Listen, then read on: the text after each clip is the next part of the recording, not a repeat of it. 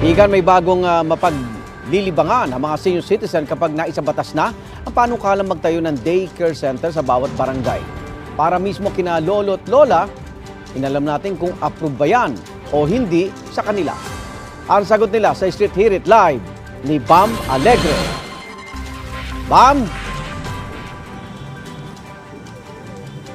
Igan, good morning. Itong daycare daw na pang senior citizen na halos walang pagkakaiba rin sa mga daycare pambata. Dahil dito, meron din mga program and services na nakatutok sa education pati sa socio-cultural aspect.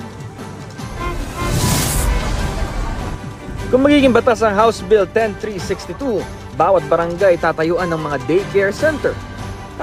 Hindi naman bago yun May mga daycare center naman talaga sa barangay. Pero iba ito dahil ilalaan ito para sa mga senior citizen. Ilang taon na lang tatapak na rin sa pagiging senior citizen si Benjamin Ugula. Kaya pabor sa kanya ang panukalang ito. Habang lumatanda, nagiging bata, gano'n ang nangyayari sa atin. Pakaabutan ko pa. Ay, tatanda na rin ako eh. Sana totoo. Sana mangyari. Kasi hindi pa nararamdaman eh.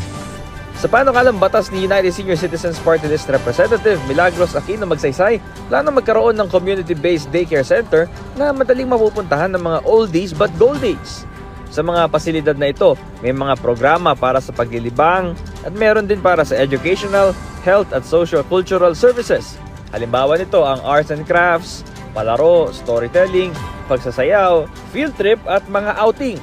Ang taxi driver na si Edgar Gaspan, lulubusin daw ang mga road trip kung sakali. Sa kanyang retirement, makapamasyal naman daw siya na iba ang nagmamaneho para sa kanya. Gusto ko yung mga field trip. Oo, para masaya. Pasyal-pasyal. Maganda yun May daycare sa matanda, may daycare sa mga bata, pwede yun. Para kay Editha Aquino, hamon pa rin sa maraming senior citizen ng kawalan ng edukasyon. Kaya makakatulong daw ang mga pasilidad na ito sakaling maisabatas.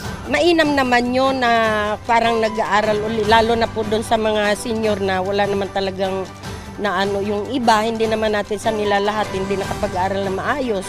Para pagdating naman po ng halimbawa eleksyon, may karapatan naman po sila mamili kung sino talaga ang gusto nila, hindi yung thumb mark na lang dito, thumb mark doon.